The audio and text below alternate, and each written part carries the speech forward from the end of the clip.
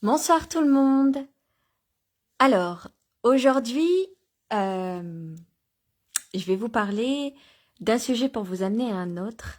Quelles sont les conditions pour ne plus se réincarner? Alors, beaucoup disaient plutôt à Chantal, et maintenant certains me disent, Aurore, je suis à ma dernière vie, pour ceux qui croient à la réincarnation, bien sûr.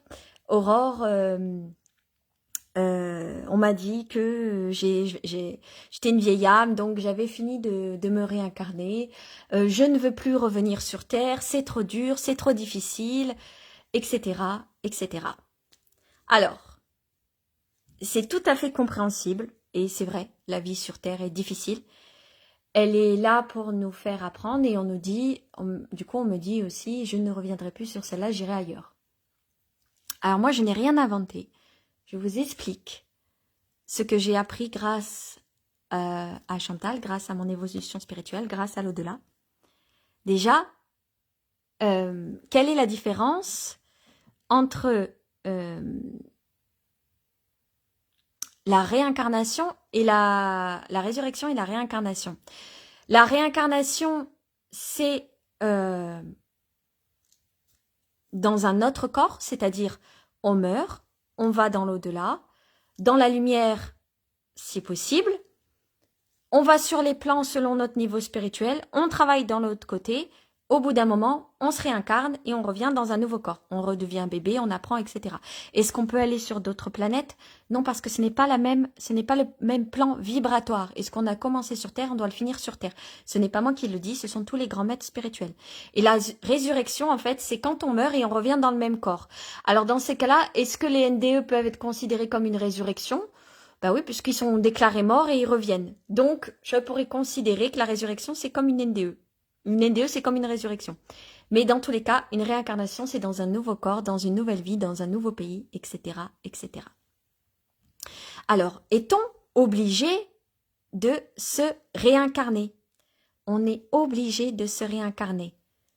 C'est pas, on vous dit à chaque fois, vous avez le choix, vous pouvez faire ce que vous voulez. Si ça vous convient et ça vous rassure de penser que vous avez le choix de vous réincarner, acceptez tel qu'il est. Moi, ce que je peux vous dire, c'est qu'on n'a pas le choix de se réincarner.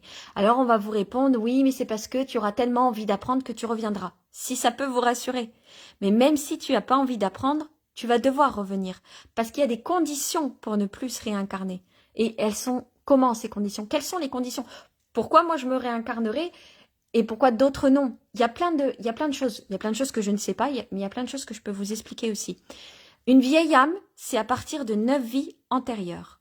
Et c'est très dur, c'est très long d'avoir 9 vies. Il faut le temps de mourir, de travailler de l'autre côté et de revenir. Tout ça, il y en a, ils peuvent se réincarner qu'au bout de 100 ans. On se réincarne. C'est pas aussi facilement que ça. Il y a du travail, etc. à faire. Mais est-on obligé de se réincarner? Oui, on est obligé.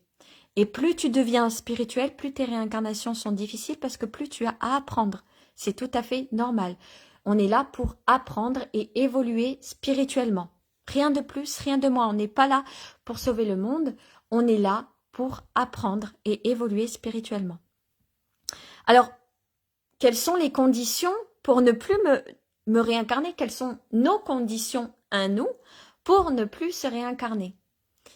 Alors, il y a un saint si je peux l'appeler comme ça, qui nous dit qui nous montre si on doit se réincarner ou pas. L'Esprit Saint. Et qu'est-ce que c'est l'Esprit Saint? Littéralement, l'Esprit Saint, c'est l'Esprit de Dieu. Ah, l'Esprit de Dieu. Alors ça, c'est complètement opaque, on ne comprend pas trop. Mais en fait, l'Esprit de Dieu, l'Esprit Saint, c'est la manifestation de l'Esprit de Dieu. Et donc, il faut avoir cet Esprit Saint en nous. Alors là, Aurore, tu me dis, tu pars complètement en sucette, je comprends pas ce que tu me racontes. L'Esprit Saint, donc la manifestation de l'Esprit de Dieu, vient avec des vertus. Et pour ne plus se réincarner, il faut avoir ces vertus. Il faut avoir toutes les vertus pour ne plus se réincarner. Et si vous n'avez pas toutes les vertus, vous savez que vous devez revenir sur Terre. Alors, qu'est-ce que c'est les vertus? Les vertus sont très simples. Ce sont donc, comme il dit, les fruits de l'esprit, sont la patience, la foi, la charité, la bienveillance, le pardon inconditionnel, l'amour inconditionnel. Mais toutes les vertus, et c'est pas juste la charité, je suis charitable. En fait, il y en a surtout deux, la charité et l'amour inconditionnel. Il y en a surtout deux qu'on doit avoir. Et la charité, c'est pas juste donner une pièce à quelqu'un qui n'a pas d'argent.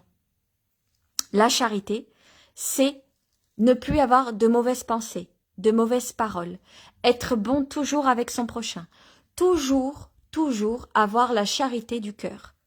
Si vous avez la charité et l'amour inconditionnel et que vous savez transformer vos souffrances et les sacrifier pour les donner, alors vous finirez de vous réincarner. C'est aussi simple que ça. Alors c'est simple à dire, mais difficile à la compréhension et difficile à l'acceptation et à la mise en application. C'est très difficile. C'est un travail quotidien, c'est un travail tous les jours sur soi, et ça ne se fait pas en une vie. Personne en une vie peut avoir toutes les vertus de l'Esprit Saint. Tout simplement. Si vous voulez obtenir ces vertus de l'Esprit Saint, il faut prier beaucoup l'Esprit Saint. Il faut prier tous les jours l'Esprit Saint pour obtenir les vertus. Et à condition que vous avez ces vertus, quand vous aurez ces vertus, après multitude de réincarnations, et je vous dis pas que vous en aurez des milliers de réincarnations, non, parce que c'est tellement long une réincarnation que vous pouvez en avoir 10, 20, 30, mais après, selon votre niveau spirituel et votre acceptation, votre résilience au fait. À condition que vous avez toutes ces vertus, vous arrêterez de vous réincarner. Tout simplement. Et c'est fait, ça se fait en plusieurs vies.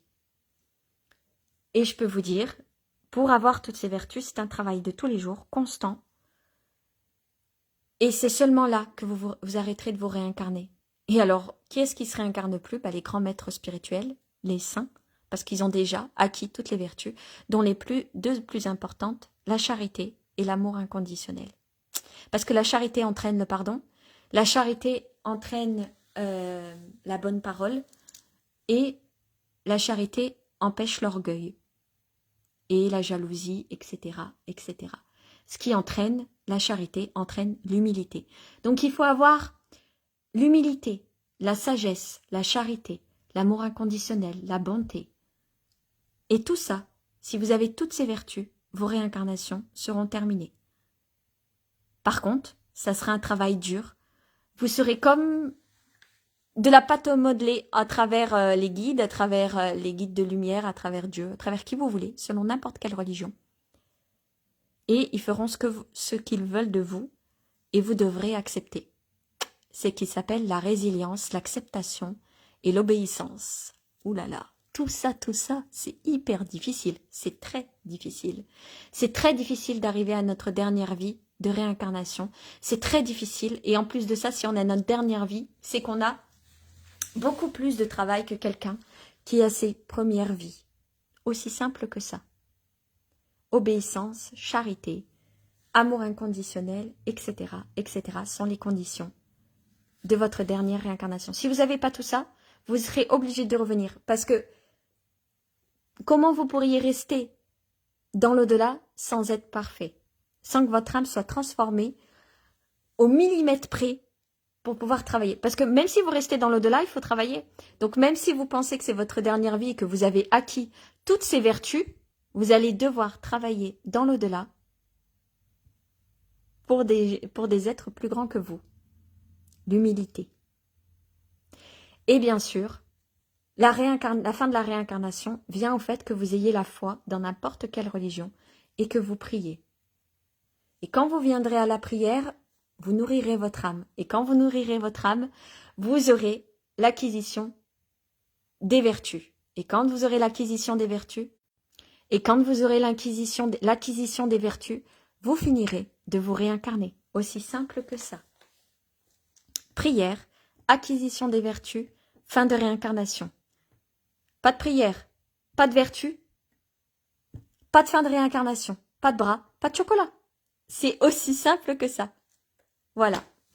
À votre travail, à vous de travailler sur vous. Et avant de voir la paille dans l'œil du voisin, regardez votre poutre. Et c'est pas un mauvais jeu de mots. Parce qu'on voit toujours les défauts des autres, mais on voit pas les nôtres. Et c'est en travaillant sur nous que vous deviendrez meilleur.